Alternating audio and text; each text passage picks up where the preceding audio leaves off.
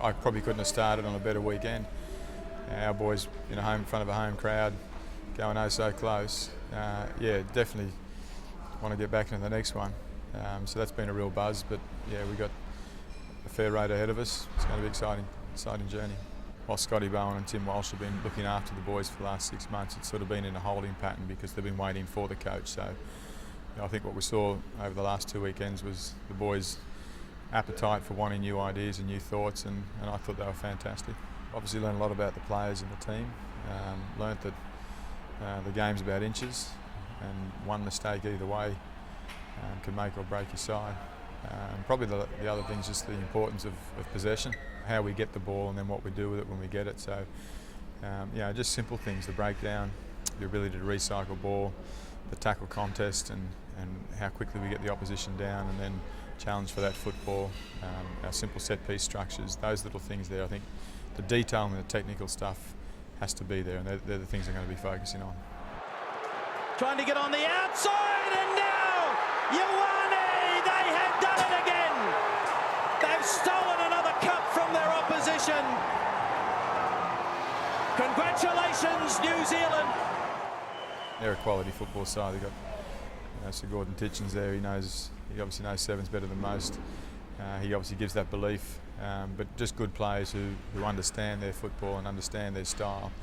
And then the game of sevens again, you learn that until that last whistle's gone and the ball's dead, anything can happen. So they're quality, but we need to lift to that level.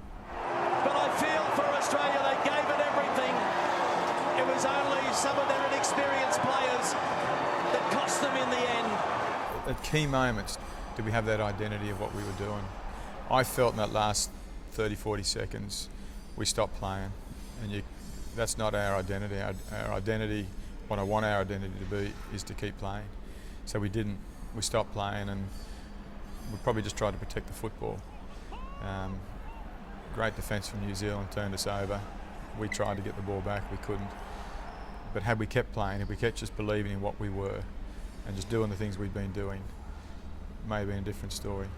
We're not the most physical side, but I think we're tenacious, and I think we're smart.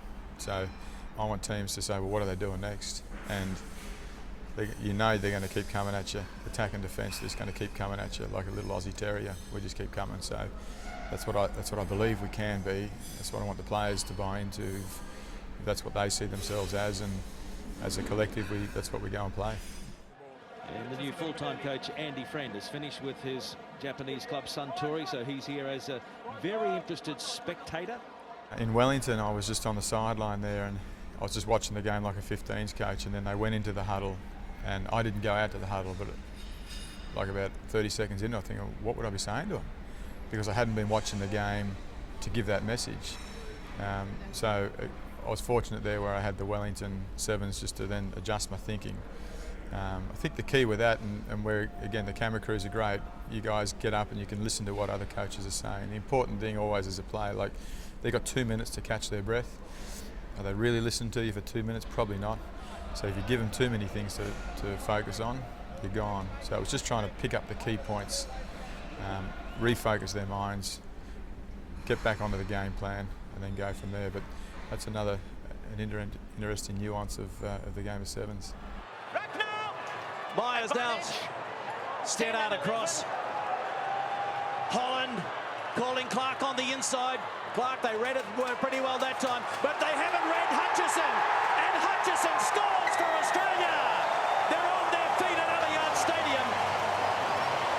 He's really special. I didn't know Henry before I joined the crew in Wellington, but he's obviously got physical ability. He's got rugby sense, but he's got massive belief. He was gutted when we drew to New Zealand the night before. Absolutely gutted yesterday when we lost to them.